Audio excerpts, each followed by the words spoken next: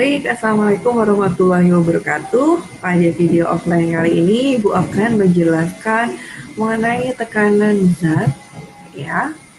Tekanan zat nanti akan kalian pelajari ke dalam 3 jenis. Yang pertama, tekanan pada zat padat, zat cair, dan zat gas, ya. Untuk tekanan pada zat padat, Bu ulangi kembali. Kita akan menghubungkan antara dua hal yang berkaitan kepada tekanan, ya, di sini yaitu gaya atau force dengan luas permukaan atau area, ya.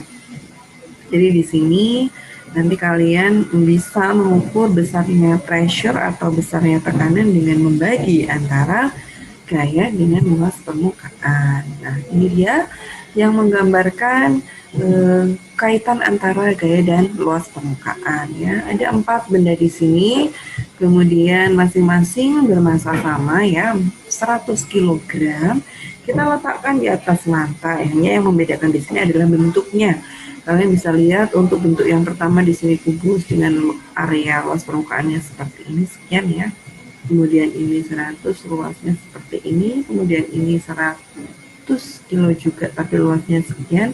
Dan yang ini sekian, ya. Memang 2 dimensi saja, ya. Kita tidak melihat dari 3 dimensi, tapi yang dimaksud pada gambar ini adalah panjang dari sisi yang menghadap ke kita ini sebagai luasannya, gitu, ya. Nah, maka untuk bisa menghitung banyaknya tekanannya, di sini kita bisa melihat bagian mana yang areanya kecil dan yang lebih besar. Nah, pada gambar ini terlihat benda nomor 4 di sini punya luas permukaan kecil, sehingga tekanan untuk benda nomor 4 ini adalah tekanan yang paling besar, ya. Ini ada sedikit typo, kita salah tulis.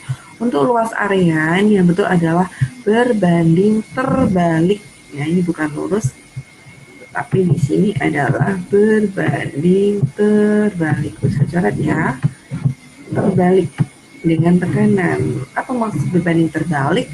Ketika areanya kecil, maka tekanannya akan besar.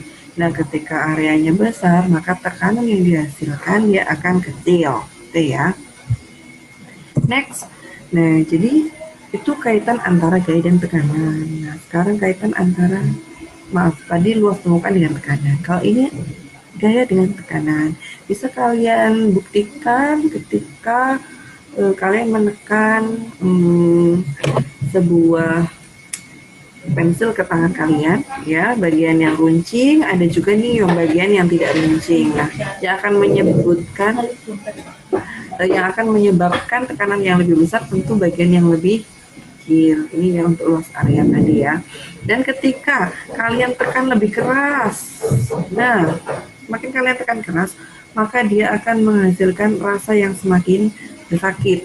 Nah, itu membuktikan bahwa tekanannya besar. Contoh lain adalah ketika plastisin kalian tekan. Nah, semakin banyak atau semakin besar gaya yang kalian keluarkan untuk menekan, maka bentuknya akan semakin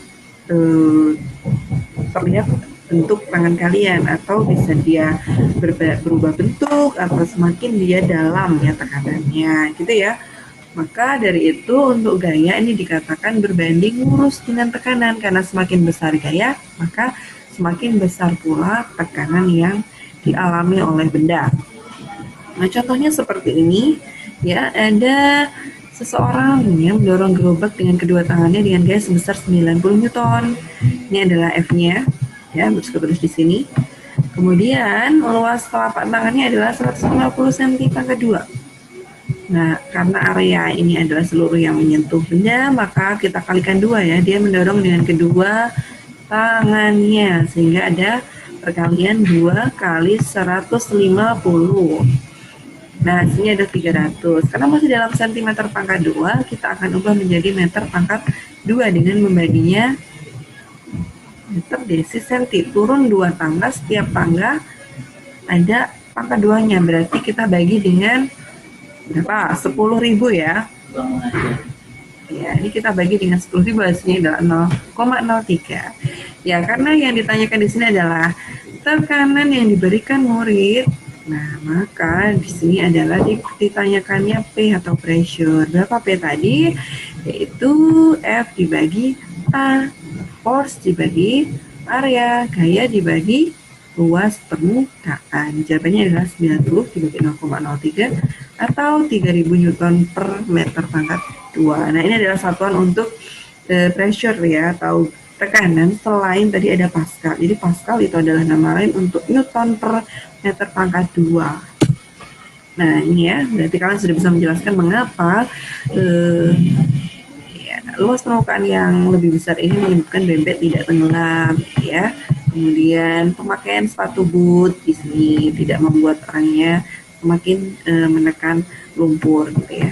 Oke, lanjut untuk penerapan tekanan pada kehidupan sehari-hari. Ya, oke, mata kapak ini ya semakin runcing. Jarum dan paku itu juga runcing. Ini untuk memudahkan menancap ke kayu. Kemudian ada alat sepatu salju dibuat lebih besar supaya kita tidak membuat saljunya menenggelamkan kita ya. Kemudian ini juga bentuk kaki bebek ini ya, lebar dan berselaput supaya tidak tenggelam.